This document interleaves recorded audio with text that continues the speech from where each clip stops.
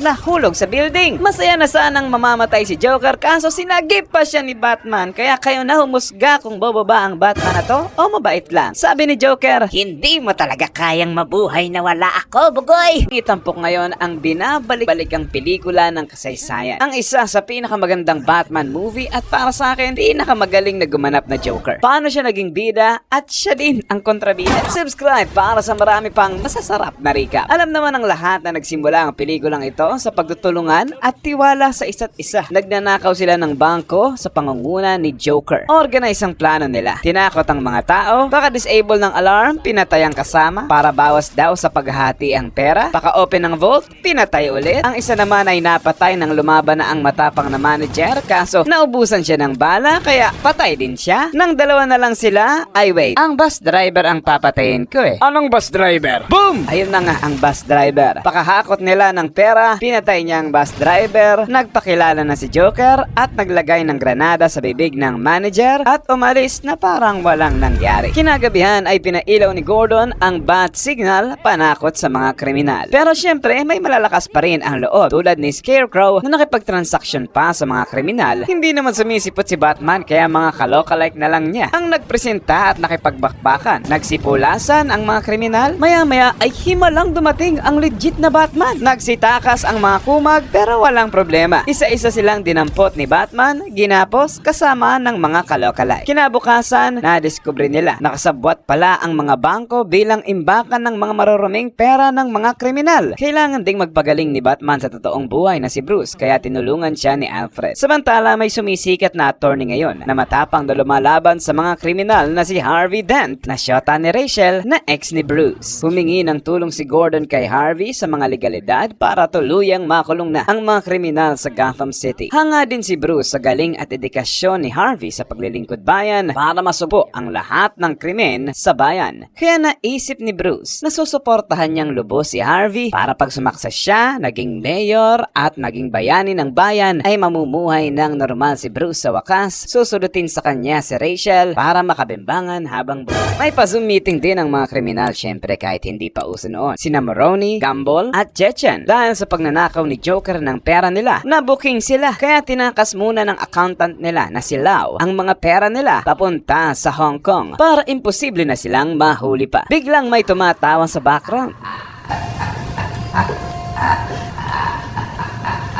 I thought my jokes were bad. Si Joker pala. Uhulihin na sana agad siya kaso may ipapakita pa daw siyang magic. Boom! Wow, magic nga. Sabi niya, walang saysay ang mga plano nyo kasi hindi nyo nakikita ang ugat ng problema. It's simple. We kill the Batman.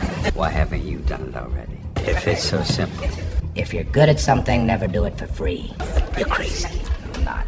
Nag-alok siya na siya na ang papatay sa Batman basta sa kanya mapupunta ang kalahati ng pera. Umalma sila at napupuno na rin si Gumball sa kanya kaya ididispatcha na siya. Buti na lang ay puno siya ng granada sa damit kaya nag-iwan na lang siya ng calling card at umalis. Kaya nag-join force si Gordon, Batman at Harvey para patumbahin ang mga kriminal na ito at ibalik sila. Nagpagawa ng bagong suit si Batman para mabilis daw siya kaya sinubok niya agad ito sa pader. Nagsama ng mga sexy babes sa bangka kunwari para illegal siyang makaalis papuntang Hong Kong nang hindi namamalayan. Si Gumball naman ay sinorpresa ni Joker at nag-bedtime stories kung paanong napunit ang bibig niya. Nagmula pala ito sa tatay niyang lasinggero na mahilig magtanong ng why so serious? Inulit-ulit niya ito ng ilang beses. Why so serious? Why so serious? Why so serious? Kasi parang magandang ringtone eh. Kaso hindi na natapos ang kwento kasi nakatulog na si Gumball habang buhay. Nakarating na si Batman sa Hong Kong, lumipad sa building ni Lau, nakipagbakbakan, dinakip si Lau at engrandeng pasabog exit. Lumitaw ang lobo sa langit, patunay na nakakalipad si Batman. Bilang resulta, may regalo siya kay Gordon. Napiga nila si Lau, kinanta nito kung sino-sino ang mga kriminal kaya nagfiesta sila sa bulwagan. Medyo nabahala na ang mayor at alam niya na gaganti ang mga kriminal sa mga ginagawa nila. Tulad nito, nag-broadcast si Joker at nagpakilala. At kung hindi daw ibubunyag ni Batman ang totoo niyang pagkatao, ay magpapatuloy ang patayan araw-araw simula sa mga kalokalike. At yun na nga, ang judge na didinig sa kaso ng mga kriminal, sabog. Ang komisyoner, nilason. ang susunod na target ay si Harvey. Kaya nag-helicopter papunta doon si Bruce para agawin ang atensyon ng mga tao, sakalin si Harvey at itago para protektahan dahil darating na din si Joker and friends.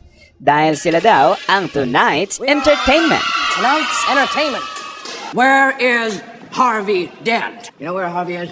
You know who he is? Nang gulo at pinaglaruan ang mga tao. You know, you remind me of my father. I hated my father. Lumabas si Rachel, natuwa si Joker, nilagay ang kutsilyo sa mukha niya at nagkwento ulit kung paano niya nakuha ang punit sa bunganga dahil sa asawa niya raw na laging nakasimangot. So I had a wife. Who tells me I ought to smile more?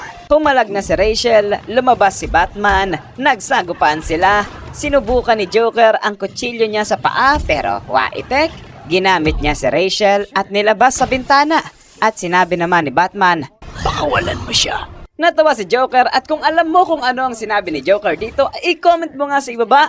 Kaya pinakawalan din siya. Tumalon din si Batman para isagip si Rachel. Kalaunan si Mayor naman ang susunod na target kaya bilang hakbang sa kanyang kaligtasan ay nagpaparada pa sila para mas ma-action daw. Nang putukan na ibinaril ng mga sundalo si Mayor pero hinarang ni Gordon ang bala kaya siya ang namatay. Nagpanggap palang sundalo sina Joker kaya nagkaengkwentro at nagkagulo. Para matigil na ang patayan, magpapakilala na daw si Batman at i-announce ito ni Harvey sa madla. Pero imbis na ipakilala niya si Bruce, ay prinisinta ang sarili.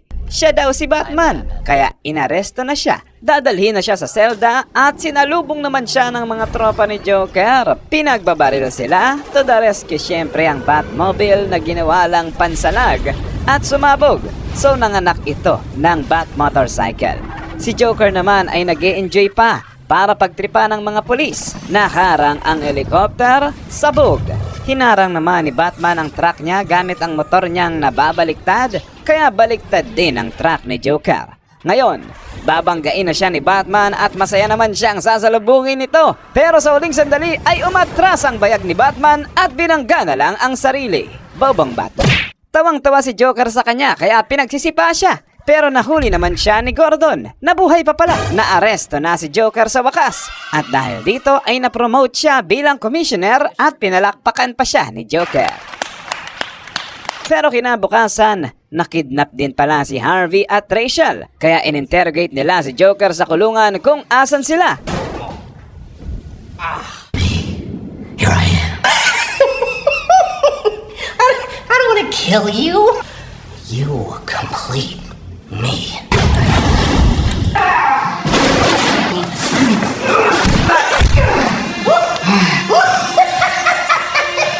Napiga niya rin ito at sinabi ang dalawang magkaibang lokasyon ng dalawa at may nakaambang bomba na sa kanila. Pumunta agad si Batman sa lokasyon ni Rachel at si Gordon naman kay Harvey. Kaso pagdating ni Batman sa lugar ay baliktad pa lang sinabi ni Joker dahil si Harvey ang nadatnan niya. Sumabog na si Rachel pero nakaligtas naman si Harvey pero sunog na ang kalahating mukha. Nakatakas naman si Joker sa pamamagitan ng pagtawag sa cellphone na nasa loob ng tiyan ng tropa niya na siyang nagpasabog sa presinto. Kinuha sila para makagawa ng bundok ng pera. Nilagay siya sa tuktok. Dumating si Chechen, sinunog ang pera at pinatay silang dalawa. Biglang umepal ang accountant ng kumpanya ni Bruce na ibubunyag niya na daw sa TV ang totoong pagkatao ni Batman at nang mabalitaan ito ni Joker at makakahadlang ito sa mga plano niya at hindi na siya mag-i-enjoy ay gumawa siya ng paliksahan. Kung buhay pa rin si Apple sa loob ng isang oras ay may sasabog na ospital. Kaya nanlumo siya dahil dinumog na ng mga pamilya ng pasyente ang network na parabang mga zombie para paslangin siya at pinagbabaril. Lumikas naman na ang mga tao sa ospital. Sa dami ng may pamilya sa ospital ay hinabol pati ang sasakyan nila paalis at hinarang ni Bruce ang pipitsuging kotse niya para iligtas ang buhay ng Apple na ito. Samantala si Joker naman ay nagbagong buhay na. Nurse na siya ngayon. Pinasok niya si Harvey na pogi at delusional na ngayon at nakumbinsi itong magiganti sa mga responsable sa pagpatay kay Rachel at hindi siya kasama doon kasi nakakulong siya noon eh. Dahil nga buhay pa rin si Apple, pinasabog na ni Joker ang ospital.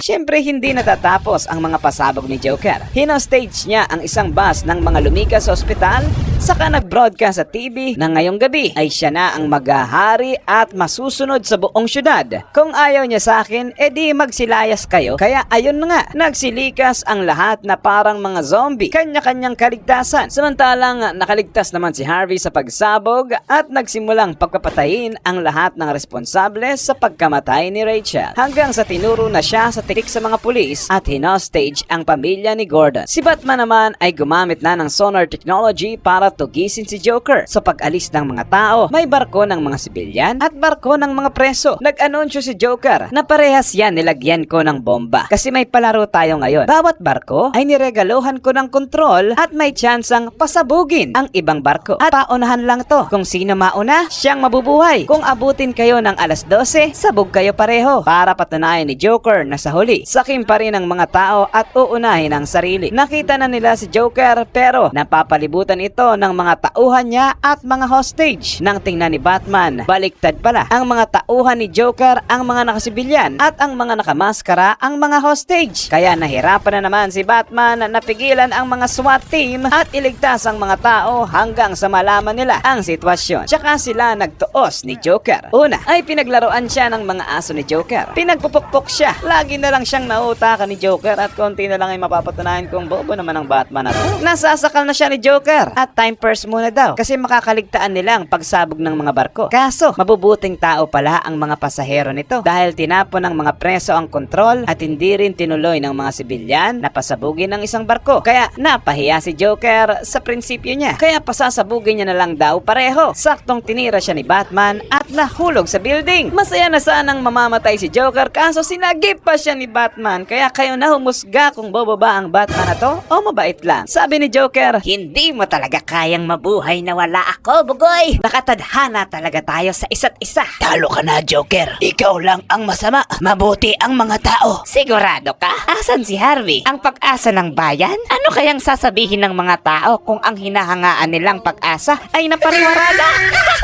Kaya takbo sina Gordon at Batman para hagilapin si Harvey, kung saan na-hostage niya na ang anak ni Gordon para iparanas sa kanya kung anong pakiramdam dahil kasalanan ni Gordon ang pagkamatay ni Rachel. Binaril niya si Batman at isusunod na ang bata, kaya pinigilan siya ni Batman at namatay. Pagkatapos nito ay hindi na alam kung anong sasabihin sa pagkamatay ni Harvey, ay binili ni Batman na siya na ang sisihin at huwag sirain ang imahe ni Harvey sa madla dahil siya ang nagbibigay pag-asa at katahimikan na siyang kailangan ng bayan ngayon, kaya tinuring siyang isang bayani. Si Batman ang masama sa publiko at labag sa loob na sinira ni Gordon ang bat signal. Pinapahuli pa siya ng otoridad na sina Gordon lang ang nakakaalam ng katotohanan dahil hindi kailangan ni Batman na maging bida. Tahimik lang siya na nagpoprotekta at nagmamatyag sa bayan. Kaya nga siya tinanyag ng The Dark Knight. Na-enjoy mo ba ang panonood? Naintindihan mo na ba? Subscribe na! Ito ba ang pinaka-the best na Joker o Batman movie? I-comment mo nga kung anong magandang i-recap namin next.